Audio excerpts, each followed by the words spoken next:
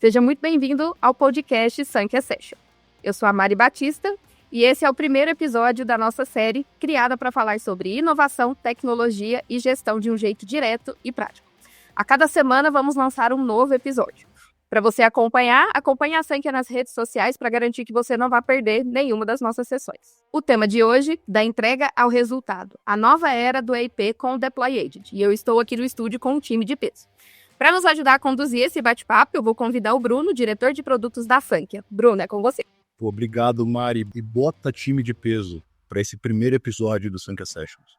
Aqui a gente vai falar, nessa primeira temática, sobre o trauma da implantação com o ERP. E o trauma da implantação ele vai cobrir da frustração até a transformação. Tá? Estou aqui como host para conseguir direcionar as perguntas para pessoas incríveis que estão aqui na mesa conosco. Eu vou apresentar essas pessoas aqui. Estou com o Cláudio Gualberto, nosso CTO aqui na Sankhya. Obrigado pelo convite. Muito bom falar sobre transformação, sobre como é que a Sankhya está trabalhando tecnologia e pessoas para tirar um pouco dessa problemática que a gente vai discutir aqui hoje. Então, perfeito. Eu estou aqui também com o nosso CEO, Felipe Calisto. Um prazer enorme estar com você aqui. Fala, Bruno. É um enorme prazer para mim também. A gente está vivendo um momento ímpar, né? São 36 anos sofrendo, então acho que a gente tem muito o que falar aqui sobre esse trauma de implantação e os aprendizados que a gente teve todo esse tempo. Com certeza. E por último, mas não menos importante, vou apresentar quem se aqui do meu lado, o Clayton Costa, nosso diretor executivo de delivery, que vem conduzindo toda essa maestria do que a gente vai falar aqui hoje. Show. Sejam bem-vindos todos, muito obrigado. Hoje nós vamos ter um show aqui. Hoje a gente vai falar de entrega, né? Coisa boa, né? Menos trauma e menos trauma e mais entrega. Trauma e mais entrega. Vida feliz. Vida feliz. É isso. Muito bom, muito bom. E vamos começar jogando uma pergunta na mesa que é super importante já para a gente dar atração nesse primeiro episódio. Por que tantas empresas consideram a implantação do ERP tão traumática? Quem se predispõe a começar? Bom, eu sou falador, né? Eu queria começar, porque eu tive uma carreira muito longa na Sankhya como consultor de implantação também. Não sei se o pessoal sabe, mas por muito tempo eu ajudava no desenvolvimento e depois ia para a rua, no segundo momento, ajudar a implantação. E esse trauma, ele existe porque realmente toda a implantação é feita junto com o cliente e é feita para não funcionar. O modelo que ela foi desenhado é um modelo que leva a culpa para a empresa, né, provedora de ERP e nem sempre o responsável real pelos problemas que acontecem numa implantação acaba sendo também mudanças de escopo do cliente, mudanças de profissionais, tanto do lado do cliente quanto do lado da empresa, ou seja, o modelo não é legal. O modelo como ele é feito não é legal. Não que eu esteja transferindo culpa para o cliente, não é isso. Aliás, o contrário. O modelo não é legal e a indústria de ERP tinha que mudar esse modelo. Tinha que mudar, né? E parece que é o tipo de técnica que ninguém quis encostar nisso. Parece que era uma coisa do tipo assim, cara, eu nasci assim, vai ser sempre assim, sabe aquela coisa, o efeito Gabriela? Então, assim, quando a gente se viu nesse mercado, né, Clayton? O Clayton era outro que sofria demais, não só nas implantações, mas depois como coordenador, como diretor. Então, os erros iam se repetindo, sabe, Bruno? Implantação após implantação. E por que iam se repetindo? Porque aí eram cenários diferentes, atores diferentes, mas o erro era basicamente, os erros, né, eram basicamente os mesmos. Acaba gerando uma jornada muito longa também, né? Já uma perda de produtividade muito grande, e aí aquela expectativa, né, vira uma incerteza. Então, o Felipe reforçou bastante. Eu acho que muito isso aí é de entender que o modelo estava já defasado. Né? O que eu costumo dizer, assim, para quem é de produto ou de tecnologia, o que eu costumo dizer é que o RP, o modelo, né, que a gente tem adotado há, sei lá, 30, 40 anos, ele é um modelo customizado, né? Ou seja, eu costumo dizer que não existe um RP produto pronto, porque parece que na prática o mercado se acostumou com frameworks de RP. Modelo ad hoc. É tudo ad hoc, você não tem, a não ser que seja uma coisinha muito pequena mesmo, sisteminha, né? Muito pequeno, mas do mercado aí de médias para cima, não existe um produto de fato pronto, porque o cliente ele tem, vamos dizer, um hábito e até uma indisciplina de mercado de considerar que o que está pronto não serve. Exato. E a indústria, de fato, né, as fornecedoras de ERP, elas meio que aceitaram essa condição e elas seguiram durante 30, 40 anos entregando na prática projetos customizados, né? Você chega na primeira reunião de levantamento de requisitos, que é até um nome estranho, né? Exato. Pô, você tem um produto pronto, você vai chegar você vai fazer levantamento de requisitos. É uma loucura, mas a gente passou muitos anos fazendo isso. E é óbvio que se você faz perguntas de como o cliente acha que deveria funcionar a logística ou o financeiro, o estoque, é óbvio que ele vai ter um desenho na cabeça dele, mas não necessariamente as melhores práticas. Aí acabava que isso, aí vem a resistência, né, de usar o nativo, né, a melhor prática, e ao mesmo tempo ele começa a sonhar. Aí ele começa a abrir uma caixinha lá agora e começa as customizações, começa a criar o ad hoc, né, e aí gera aquela frustração no final, né. E várias palavras-chave importantes. A gente falou de prazo longo, a gente falou de erro, a gente falou de resistência. Na visão de vocês, como que isso bate na operação do cliente? Essa resistência, esse erro, esse prazo longo. E nem sempre é necessariamente uma resistência, porque como o mercado de ERP se vende como ferramentas muito flexíveis, que são customizáveis, então a gente convidava o cliente para essa customização, né, Bruno? Então eu vejo o seguinte, que isso realmente era um problema que a gente mesmo gerava, e eu costumava falar com a nossa equipe aqui, e nos últimos anos, né, a gente vem trabalhando nessa otimização da implantação tem mais de 20 anos, mas em especial nos últimos 10 anos, eu vinha muito falando sobre um efeito que era tirar o cliente do processo de implantação, porque você não vê nenhum mercado onde o cliente está junto com o processo produtivo. Isso não funciona.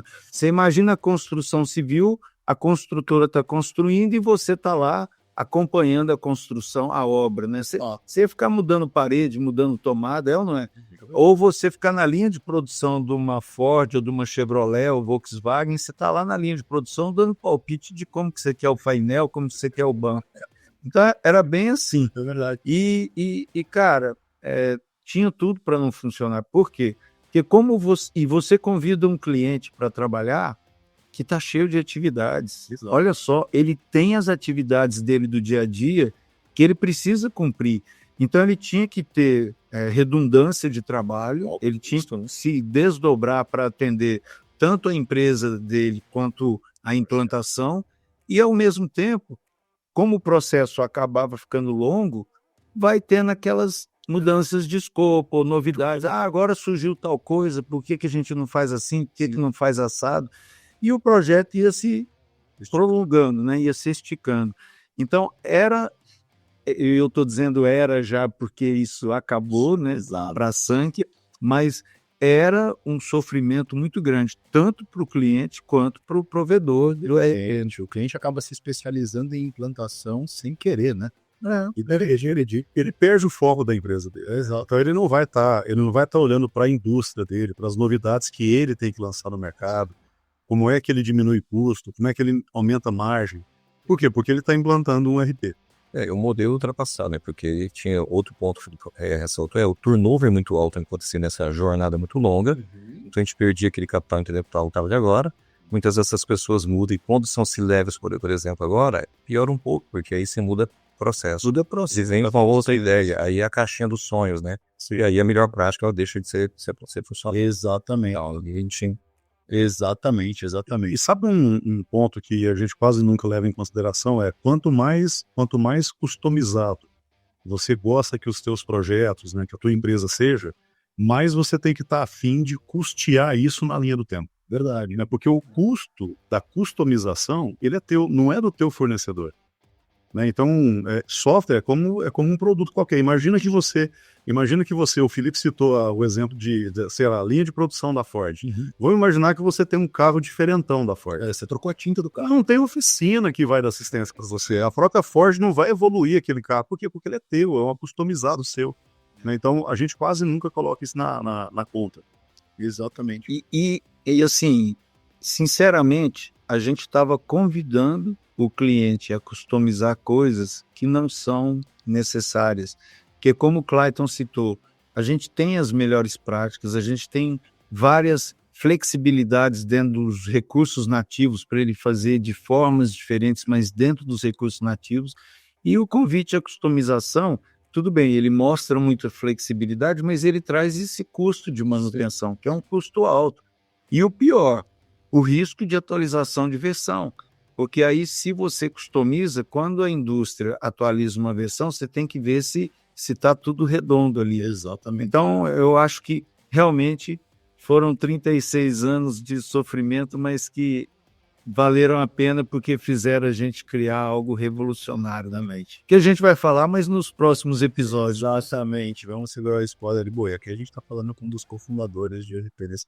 Sucela, rapaz. Não dá pra esquecer isso. Foi pro campo com ele, tive essa oportunidade. Exato. Dinossauro. Não usei essa palavra. Legal, e como que esse trauma de implantação, ele mais pega as áreas mais estratégicas do negócio? A gente fala que o cliente acaba fazendo algo que não é no dia a dia dele. Como que vocês veem que isso pode impactar nas áreas como finanças, vendas, RH, esse esticar no projeto, esses 13 horas? Bom, primeiro que com a mudança de sistema e de processos, né, ele acaba impactando o faturamento, acaba impactando, consequentemente, finanças, né? Então, o RH é impactado porque as pessoas estão estressadas, elas ficam lá 6 meses, 1 ano, ou às vezes 2, 3 anos, elas estão fazendo hora extra, trabalhando dobrado e tal, e Então as pessoas vão saindo, você vai perdendo conhecimento. vai perdendo capital, né? Capital intelectual, quer dizer, isso não acontece só do lado do cliente, do lado do fornecedor também. Em 2, 3 anos de implantação, é natural que os funcionários troquem de emprego, então isso trazia perdas também. Mas eu acho que o principal que a gente vê muito na mídia é aquela empresa que caiu muito o faturamento por causa de troca de sistema, Sim. né? Porque teve problemas, parou. Os clientes percebem, já. Os clientes percebem. Então, assim, para mim, realmente era uma coisa que precisava de uma solução e tinha que ser uma solução, assim, que trouxesse mais tranquilidade, porque não tem como viver sem um ERP. O ERP, eu sei que ele vai mudar muito, né, com a IA, mas não tem jeito de uma empresa, assim, porque é um sistema crítico. Exato. O ERP, depois de implantar numa empresa, ele não pode cair o servidor por 1 minuto, 5 minutos, que para a empresa, né? Então, talvez por isso vem esse aspecto aí de afetar tanto a estratégia da empresa, porque ele afeta todas as áreas da corporação. Porque de fato ele pode mudar a empresa. E promove aquela curacidade dos dados, né? É a partir dessa curacidade que hoje, né, fora do tradicional, a gente não tem que trazer, né, tudo de bom que ele tem agora, a gente garante essa curacidade. Então não importa aquele processo, que trauma deixa de existir. Exatamente. Bom, falamos sobre trauma, deixa eu mover para a pergunta final aqui, só para a gente conseguir dar um gostinho de quero mais para os próximos episódios. E aqui tá muito boa a pergunta. Será que as empresas precisam continuar aceitando esse trauma, aceitando essa lentidão? O que você acha, Roberto? Olha, eu vejo da seguinte forma, depois que uma tecnologia ou uma era tecnológica ela vira a página, né? Depois que hoje a gente não consegue viver mais sem smartphone, a gente não consegue mais conceber a vida sem você ter esse bichinho do lado, é uma convergência tecnológica fantástica. Sim. Se em 2006 você fizesse essa pergunta para qualquer um, que cara, você consegue viver sem um celular? Todo mundo ia dizer que sim. Mas depois de 2007, 2008, não. Eu acho que as empresas, até pegando um gancho no que o Felipe disse, a indústria de RP, o papel dela é disruptar isso. Exato. E a Sankhya está trazendo exatamente isso. Então significa que, assim como o Jobs disruptou a telefonia, a computação móvel, eu acho que a gente é obrigado, a gente tem isso como missão de fazer essa disrupção. Uhum. E a partir do momento que os clientes, as empresas perceberem isso, eles vão cobrar da indústria exatamente esse modelo. Assim, que ninguém mais vai conseguir se enxergar no modelo de gastar 6, 9 meses numa implementação, Não tem cabimento. né, de um RP ou de um sistema operacional da empresa. É inimaginável hoje você ter essa paciência para esperar tanto, né? Você investir numa ferramenta e esperar um ano para usufruir. E a gente foi ficando cada vez mais exigente e ansioso por causa dessa tecnologia toda que chegou nas nossas mãos, né? É instantâneo, né? Instantâneo. Online chega na sua casa em 1 hora, então você... Antes você esperava táxi uma eternidade, agora o Uber, se você chama e ele vai demorar 5 minutos, você fala, pô, cancela a viagem, né? Você pinha, né, o taxista, você liga, Deus, já tá acompanhando lá. Então, assim, é inimaginável hoje a gente conviver com 1 ano, 2 anos de implantação. E a dica, né, é que, cara, vamos quebrar essa crença. Exatamente. É para uma crença que te limitava dentro desse modelo tradicional, experimenta o novo agora, né, que é um device novo agora aqui, Sim. e muda essa experiência. Eu ouso dizer que da mesma forma que nós estamos quebrando o status quo, o cliente ele tem que exigir que você também quebre esse status Uma quo. mudança positiva, né? Mas tem um detalhe, viu, Bruno? Eu estava refletindo sobre isso, né? Quando a gente estava no processo criativo.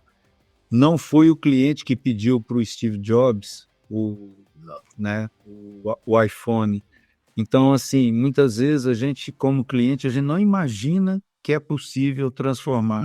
Então, para mim, isso é obrigação da indústria mesmo de RP. É total obrigação nossa. E eu me sentia culpado, a palavra é essa, culpado, por ainda não ter feito essa transformação. Graças a Deus eu estou me livrando dessa... Bom, e com essa fala do Felipe, a gente encerra o primeiro episódio do Sankhya Sessions Podcast. Bruno, muito obrigada pela condução. Obrigada, Gualberto, Felipe, Clayton, que participaram conosco. Obrigada por acompanhar o primeiro episódio. A gente volta na próxima semana com o episódio 2 para falar como a Sankhya já está resolvendo o trauma da implantação com o agente de entrega de IA. Até lá, aguardo vocês.